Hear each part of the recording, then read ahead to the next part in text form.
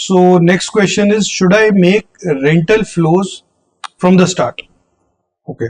So see, rental flows मतलब मैं समझ पा रहा हूँ कि आपने बिल्डिंग बनानी है और आप रेंट के लिए प्लान कर रहे हो. So इसमें हम कर क्या सकते हैं, स्ट्रक्चर तो आप वही बनाओगे, स्ट्रक्चर में आप फिनिशिंग मत करो.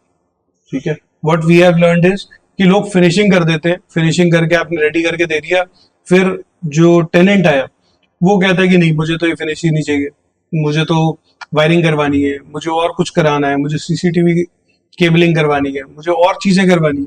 सो वहां पे आप फंस जाते हो कि अब ये कराया हुआ है, अब इसको मैं सारे को तोड़ के मैं दोबारा करूं. So what we do is कि हम लोग स्ट्रक्चर रेडी कर सकते हैं, पूरा का पूरा स्ट्रक्चर रेडी कर दो. स्ट्रक्चर रेडी करने के बाद आप उसको खाली छोड़ दो.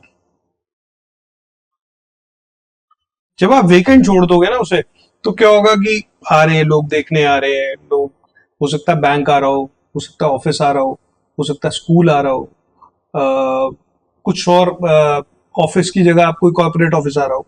तो इन सबके रिक्वायरमेंट जो है वो अलग अलग होती है. रिक्वायरमेंट्स की सीटिंग रिक्वायरमेंट अलग होगी, पोजिशनिंग अलग होगी, इलेक्ट्रिकल रिक्वायरमेंट्स अलग होंगी. ठीक है ना. तो ये सब रिक्वायरमेंट्स को आप उस टाइम पे जज नहीं कर सकते.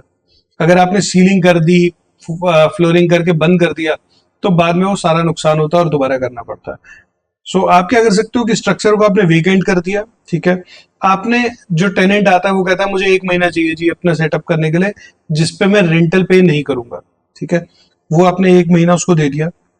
जब आपने ये वाला 1 महीना उसको दिया है अपन उसका सेटअप करने के लिए, उस टाइम में आप उसको फिनिशिंग भी करके दे देते हो जो वो मांग रहा है. तो उसमें फायदा क्या होता है कि वो 1 महीना वैसे भी रेंट नहीं मिल रहा था, और उसी टाइम में आपने अपनी फिनिशिंग भी कर ली और उसका सेटअप भी हो गया. और एक वन टाइम हुआ भाई, आप अगर स्ट्रक्चर उसको रेंट पे दे रहे हो तो फ्लोरिंग, फॉल सीलिंग, बेसिक चीजें तो करके दो गई, इलेक्ट्रिकल पॉइंट्स बना के दोगे, तो वहां पे आपकी सेविंग हो जाती है टाइम की भी और पैसे की भी. कि आपने एक बार काम करा, रेडी कर लिया, डेफिनेटली आपका एक लॉक इन पीरियड होगा. जैसे फॉर एग्जाम्पल अगर बैंक्स आते हैं, तो बैंक्स तो यहाँ 10-10 साल तक रहते हैं, 15-15 साल तक रहते हैं, वो टाइम पूरा पूरा मिलता है उनको. ठीक है. So this you can do, finishing बाद में करो, पहले आप स्ट्रक्चर से रेडी करो. Thank you for the question. So